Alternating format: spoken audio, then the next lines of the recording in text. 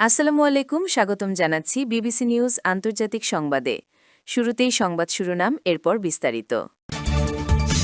Iran যুদ্ধে অংশ নিতে রওনা দিয়েছে ২৫০০ মার্কিন স্থলসেনা। ইসরায়েলের দিকে একযোগে ৩০টি ক্ষেপণাস্ত্র ছুড়ল ইরান। নিয়ন্ত্রণ ফিরে পেতে মরিয়া হয়ে খার্ক দ্বীপে হামলার নির্দেশ দেন ট্রাম্প।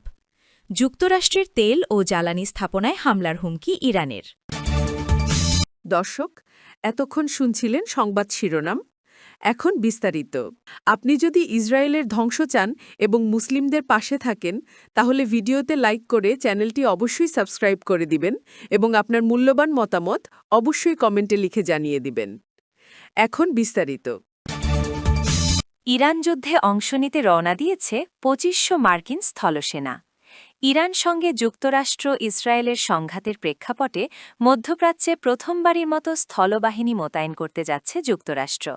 মার্কিন সামরিক প্রশাসনের সিদ্ধান্তে জাপানের ওকিনাওয়া বন্দর থেকে ৩১তম ম্যারিন এক্সপেডিশনাল ইউনিটের ২৫০০ জন সদস্য ইতিমধ্যে যাত্রা শুরু করেছেন।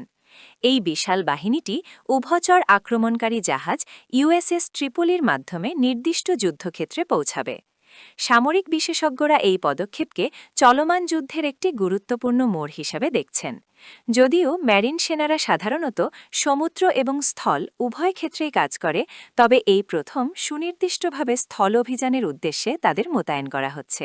ধারণা করা হচ্ছে, কোনো জরুরি পরিস্থিতির মোকাবিলা করা অথবা ইরানের ভূখণ্ডের নির্দিষ্ট কোনো অংশ নিয়ন্ত্রণে নেওয়ার লক্ষ্যেই এই বাহিনীকে যুদ্ধক্ষেত্রে পাঠানো হচ্ছে। ইসরায়েলের দিকে একযোগে ৩০টি ক্ষেপণাস্ত্র ছুড়ল ইরান। ইসরায়েলের দিকে ৩০টি ব্যালিস্টিক ক্ষেপণাস্ত্র নিক্ষেপ করেছে ইরান।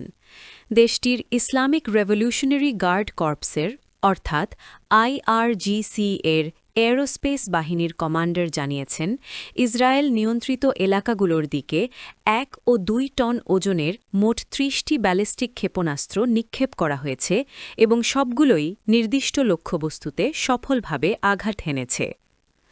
IRGC-র এয়ারোস্পেস ফোর্সের কমান্ডার ব্রিগেডিয়ার জেনারেল সাইয়েদ মাজিদ মুসাভি বলেন, এই অভিযানে দখলদার ইসরায়েলের গুরুত্বপূর্ণ এয়ারোস্পেস ব্যবস্থা সম্পূর্ণ ধ্বংস হয়ে গেছে। নিয়ন্ত্রণ ফিরে পেতে মরিয়া হয়ে খার্ক দ্বীপে হামলার নির্দেশ দেন ট্রাম্প। শিকাগো বিশ্ববিদ্যালয়ের রাষ্ট্রবিজ্ঞানের অধ্যাপক এবং প্রখ্যাত রাজনৈতিক বিশ্লেষক রবার্ট পেপ সম্প্রতি আল জাজিরাকে দেওয়া এক সাক্ষাৎকারে ইরানের খার্ক দ্বীপে মার্কিন হামলার উদ্দেশ্য ও ফলাফল নিয়ে তার পর্যবেক্ষণ তুলে ধরেছেন। তার মতে, পরিস্থিতির ওপর নিয়ন্ত্রণ পুনরুদ্ধারের এক প্রকার মরিয়া চেষ্টা থেকেই প্রেসিডেন্ট ডোনাল্ড ট্রাম্প এই দ্বীপটিতে বোমা হামলার নির্দেশ দিয়েছে। অধ্যাপক পেপ উল্লেখ করেন, ট্রাম্প প্রশাসন শুরুতে মাত্র কয়েকদিনের একটি সংক্ষিপ্ত সামরিক কৌশলের পরিকল্পনা নিয়ে এগোলেও বর্তমানে তা দীর্ঘায়িত হওয়ার প্রবল সম্ভাবনা দেখা দিচ্ছে।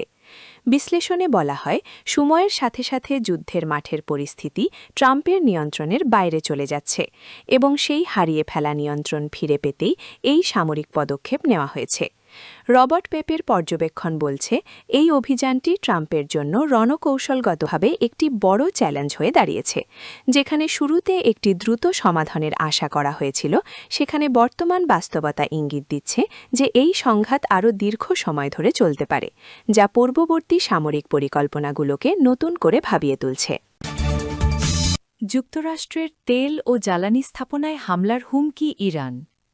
খার্ক দ্বীপে হামলার পর এই অঞ্চলে যুক্তরাষ্ট্র সংশ্লিষ্ট তেল ও জ্বালানি স্থাপনায় হামলার হুমকি দিয়েছে ইরান। ইরানের সশস্ত্র বাহিনীর খাতাম আল আম্বিয়া কেন্দ্রীয় সদর দপ্তরের এক মুখপাত্র এ হুমকি দেন। ইরানের রাষ্ট্রীয় গণমাধ্যমের বরাতে প্রকাশিত এক বিবৃতিতে মুখপাত্র বলেন, যদি ইরানের তেল অবকাঠামোর ওপর হামলা হয়, তাহলে মধ্যপ্রাচ্য জুড়ে যেসব তেল ও জ্বালানি অবকাঠামোয় মার্কিন কোম্পানির অংশীদারিত্ব থাকছে বা যারা যুক্তরাষ্ট্রের সঙ্গে সহযোগিতা করে, সেগুলো ধ্বংস করে দেওয়া হবে। মুখপাত্র আরও বলেন, ইরানের তেল স্থাপনায় হামলা হলে অঞ্চলের সব তেল ও জ্বালানি অবকাঠামো, যেগুলোর সঙ্গে যুক্তরাষ্ট্রের স্বার্থ জড়িত, সেগুলো ধ্বংস হয়ে ছাইয়ে পরিণত হবে।